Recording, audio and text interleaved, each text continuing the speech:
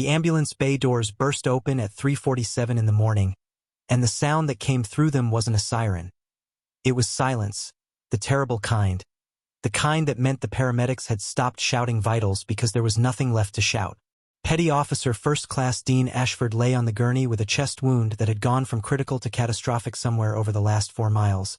His tactical vest cut away, his dog tags slick with blood, his rifle still clutched against his ribs because no one on that convoy had been able to pry his fingers loose. Dr. Michael Farrow, the attending trauma surgeon, took one look at the monitor and felt his stomach drop. Blood pressure collapsing. Oxygen saturation in the 60s. A man built like granite, reduced to a flat line waiting to happen. "We're losing him," Farrow said. And it wasn't dramatic, it was just true. 3 previous surgeons had already tried and failed to stabilize whatever internal bleeding was hiding beneath that chest wound, each attempt buying minutes, not hours. The trauma team had cracked his sternum twice already that week, trying to chase a bleed that kept moving like it had a mind of its own. Ashford's official file, thin and redacted, listed him as Special Operations, Attached Unit Unknown, which in military hospital language meant nobody was allowed to ask questions and nobody expected answers. He had come in 3 days ago from a black site nobody would name, and in that time he had crashed twice, coded once, and said maybe 11 words total, most of them numbers that made no sense to anyone in the room. That was when Elena Cross walked onto the floor for her first night shift. She was new enough that half the staff still called her the transfer. New enough that the charge nurse hadn't bothered learning her last name yet.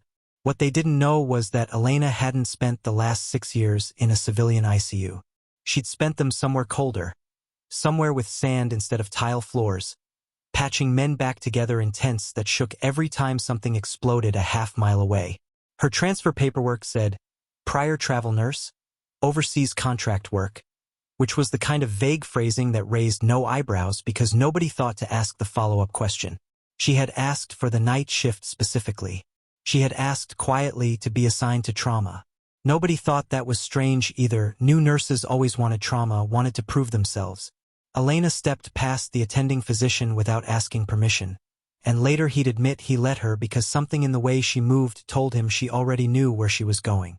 She looked down at the man on the table, at the blood-crusted camouflage, at the rifle he was still gripping even now, unconscious, like it had fused to his hand. And she went still. Not the stillness of hesitation, the stillness of recognition. Her eyes moved from his face to the faded unit patch half hidden under torn fabric on his shoulder. A patch most people in that room wouldn't have known to look for, let alone known how to read. "Get everyone quiet," she said. Her voice wasn't loud, but it cut through the noise of alarms and shouted numbers like it had been trained to. Farrow opened his mouth to object. Protocol, chain of command. This wasn't how trauma bays worked, but something about her certainty made him hold up a hand instead, silencing the room himself. Elena leaned down, close to Ashford's ear, close enough that only he could have heard her even if he'd been fully conscious.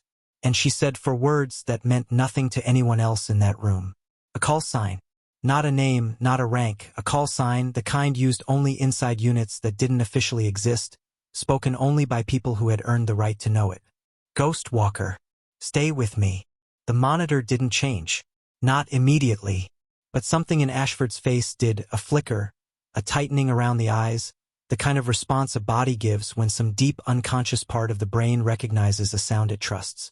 Farrow watched the heart rate stabilize by 4 beats per minute. Then 6. It wasn't a miracle. It was something stranger and more human than that, the body responding not to medicine, but to a voice that told it on some primal level that it was finally safe. "How do you know that name?" Farrow asked, and there was an edge in his voice now, somewhere between suspicion and awe. Elena didn't look up from her patient. Her hands were already moving, checking the wound site with a precision that came from muscle memory, not textbooks. "Because I've said it before," she said quietly. "In a place a lot like this one. Except there we didn't have a working generator, and I didn't have gloves that fit." She called for a specific combination of interventions that weren't standard protocol for this hospital, techniques designed for a different kind of medicine, field medicine, the kind practiced by people who'd learned to keep men alive with whatever was in the bag on their back. Farrow, to his credit, didn't fight her.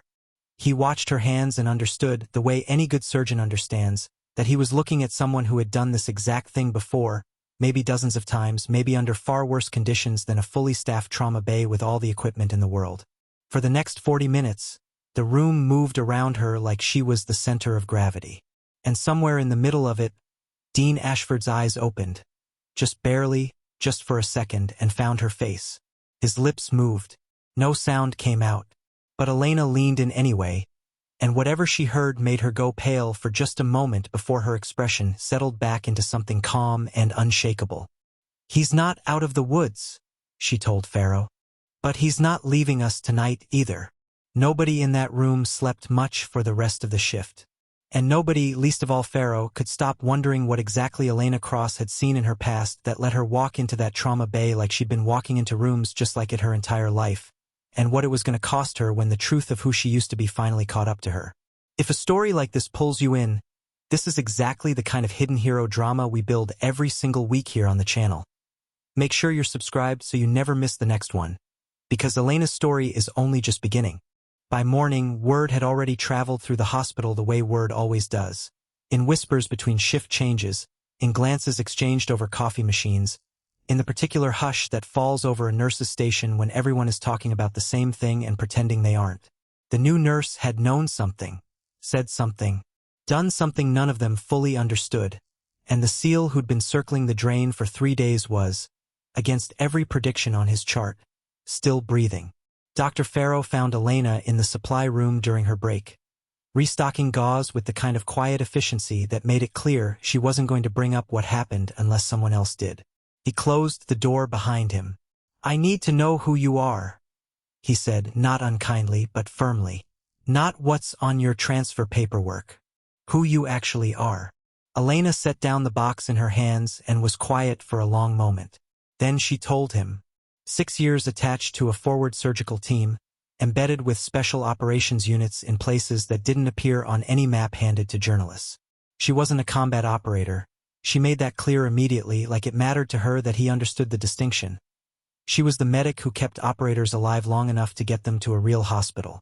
She'd worked alongside men whose entire existence was classified, men who went by call signs because their real names were a liability, men she'd patched up in the field and then never saw again because that was the nature of the work.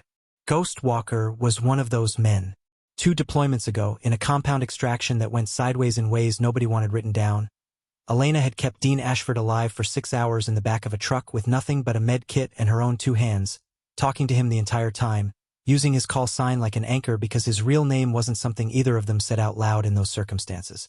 She hadn't known, walking onto this ward last night, that the unidentified special operations patient on table 3 was the same man. Not until she saw that faded patch on his shoulder and felt something click into place with the force of a physical blow. "I didn't request this hospital by accident," she admitted. "I requested trauma nursing because I couldn't stop thinking I owed this work something. I didn't know I'd walk back into the same fight." Pharaoh absorbed this the way a good surgeon absorbs anything, quietly, professionally, filing it away as relevant clinical history rather than gossip. But what he said next surprised her. "The reason none of us could stabilize him," he said, "is that his internal bleeding pattern didn't match anything in a standard trauma textbook. It matched combat medicine improvisation, old shrapnel, old scar tissue from field surgery that wasn't done to hospital standard, healed wrong, reopening wrong. You didn't just recognize him. You recognized the wound, because you're the one who probably created the scar tissue that's causing this crisis in the first place." The realization hit Elena like cold water. She'd saved this man's life once already, in conditions that gave her no other choice but improvisation. And that same improvisation, years later, in a body that had kept fighting through injury after injury, was now the reason he was dying on a hospital table with the best surgeons in the state unable to figure out why. That afternoon, Ashford woke up fully for the first time in 3 days. His eyes found Elena immediately, like some part of him had known she was there the whole time, standing guard even while he slept. His voice was wrecked, barely a whisper, but the words were clear. "I remember your voice," he said, "in the truck. 6 hours.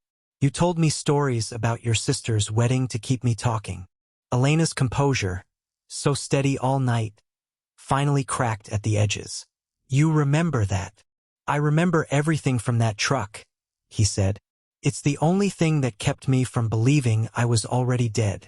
Word of the connection moved up the chain faster than anyone expected, and by evening a full bird colonel had arrived at the hospital, not to interrogate anyone, but to personally thank the nurse who had, according to Ashford's own service record, already saved his life once before under conditions that should have been impossible.